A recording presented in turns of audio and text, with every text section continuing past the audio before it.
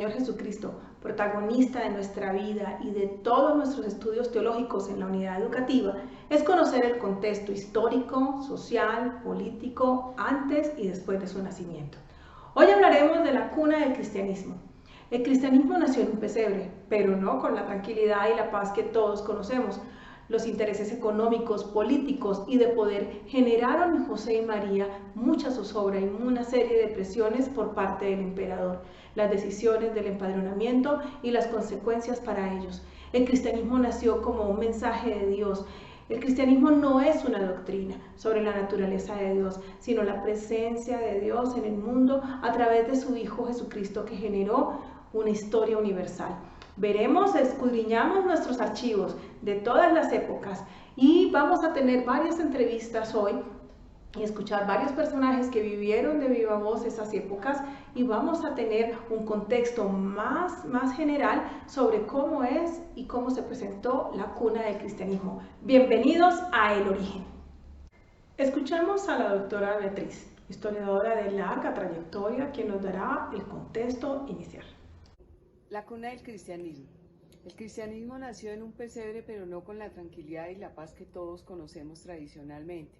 Los intereses económicos, políticos y sociales y de poder especialmente generaron en José y María una zozobra por las decisiones que el emperador iba a tomar, especialmente el empadronamiento y las consecuencias que para ellos eran muy graves. El cristianismo nació como un mensaje de Dios. El cristianismo no es una doctrina sobre la naturaleza de Dios, sino la presencia de Dios en el mundo a través de su Hijo Jesucristo, que fue historia universal. Es por esto que no es posible concebir el mundo sin el cristianismo que nació en Palestina entre los judíos. Allí creció, allí nació y murió. Sus enseñanzas fueron dadas por la formación judía y así las recibieron sus discípulos. Así se creció y se generó la fe y se fue gestando y así fue creciendo. Pero la situación estratégica de Palestina generó conflictos en el cercano oriente por mantener la dirección y el poder. Pero estos continuos conflictos conllevaron a la libertad religiosa y política. Aparece luego el Imperio Romano, Palestina sometida a este dominio, y es entonces cuando surge el advenimiento de nuestro Señor Jesucristo. Valga recordar el carácter fuerte de los judíos, dada la exclusividad y lo estricto en sus creencias y religiones. Roma respetó esta religión de los judíos. La ley o Torah era el centro de su religión. Dios, el Señor, uno es. La ley era: escucha a Israel.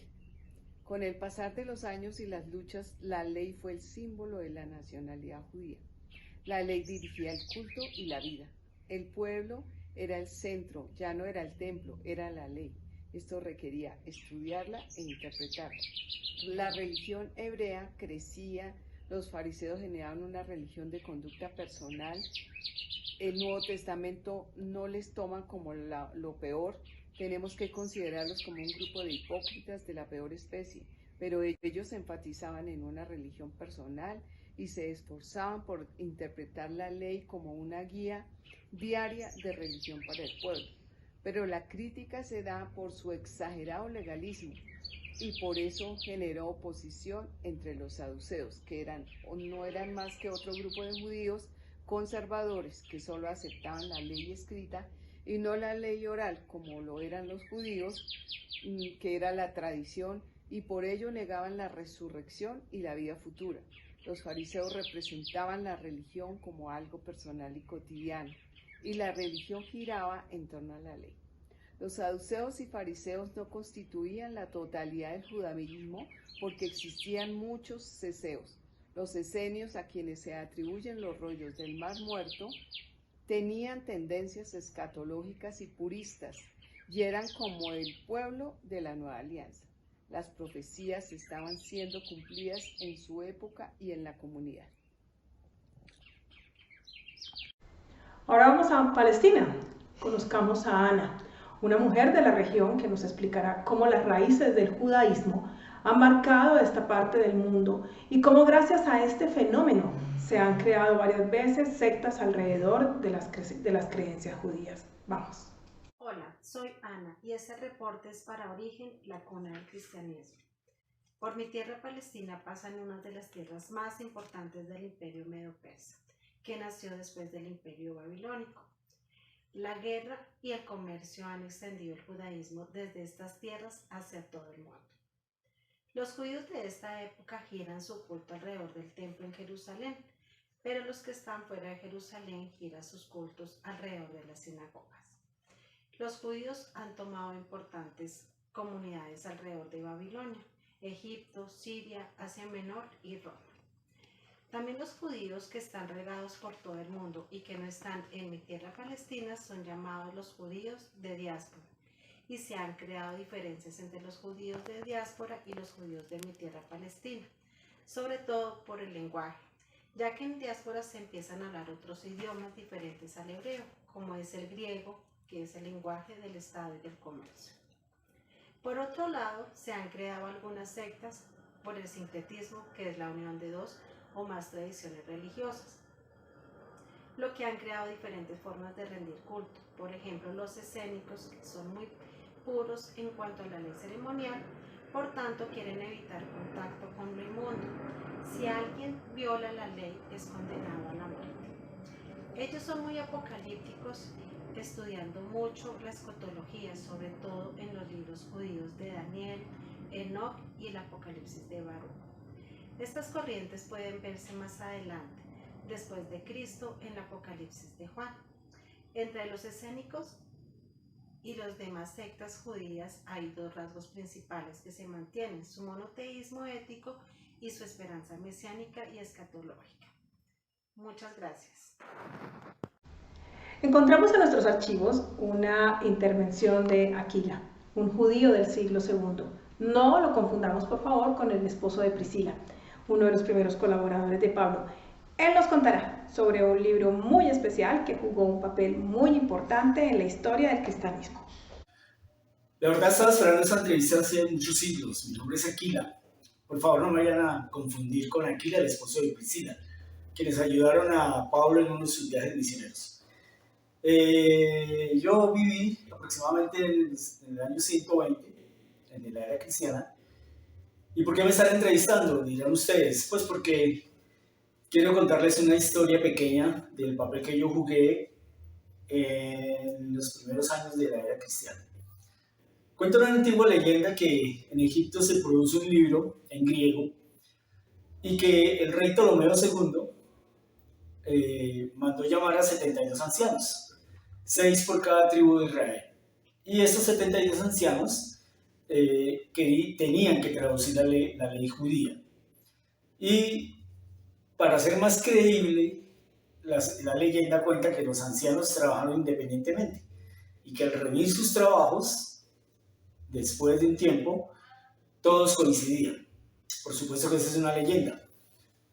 Todas las traducciones eran idénticas. Y es allí donde surge el nombre de la Septuaginta o Biblia de los 70. Aparte de la leyenda, la historia cuenta que esta versión no es el producto de la traducción de 70 ancianos traductores, ni tampoco está enmarcada en un periodo determinado de tiempo. Al contrario, al parecer la Septuaginta tardó más de un siglo en ser escrita. Y esta Septuaginta es una antigua recopilación en griego koine de los libros hebreos y arameos del Tanaj o la Biblia hebrea y otros libros. ¿Por qué es importante que les esté hablando de esta versión? Porque en la historia del cristianismo la 70 o Septuaginta jugó un papel muy importante, de importancia incalculable, porque fue la Biblia de los primeros autores cristianos. Era la Biblia que usaba casi todos los escritores del Nuevo Testamento, a tal punto que se adueñaron de ella los cristianos en esa época. Y allí es donde entro yo, Aquila, porque siento la necesidad de producir una nueva versión para uso exclusivo de los judíos, y así lo hice. La produje y esta nueva versión también se utilizó por mucho tiempo. Gracias y continuamos en el estudio. Y desde la ciudad de Atenas, escuchemos a Platón, quien nos dirigió unas palabras en uno de nuestros anteriores programas. Recordemos que es un reconocido filósofo griego, cuyas distintas disertaciones concluyeron y aceptaron la verdad bíblica y las tesis del judaísmo. Veamos. Hola, soy Platón, y este es un reporte para Origen, la cuna del cristianismo. Viví aproximadamente en el año 300 a.C. en Atenas. Mi maestro fue Sócrates, y a su vez yo fui maestro de Aristóteles, quien más adelante sería maestro del gran Alejandro Magno. Soy el filósofo más influyente en las doctrinas judías. Algunas de las más importantes han sido la doctrina de las ideas.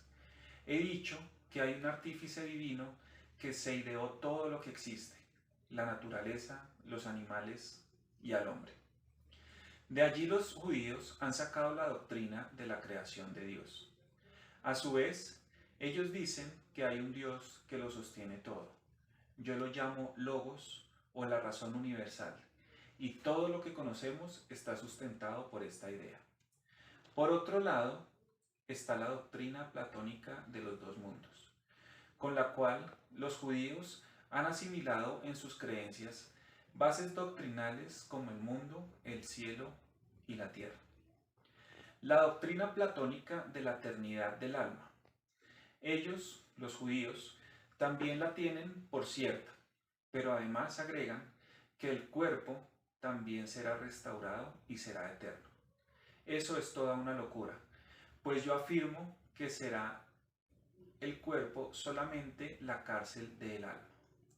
Por último, quisiera mencionar la doctrina platónica del conocimiento, la cual es la desconfianza absoluta de los sentidos. Los judíos la llaman sabiduría.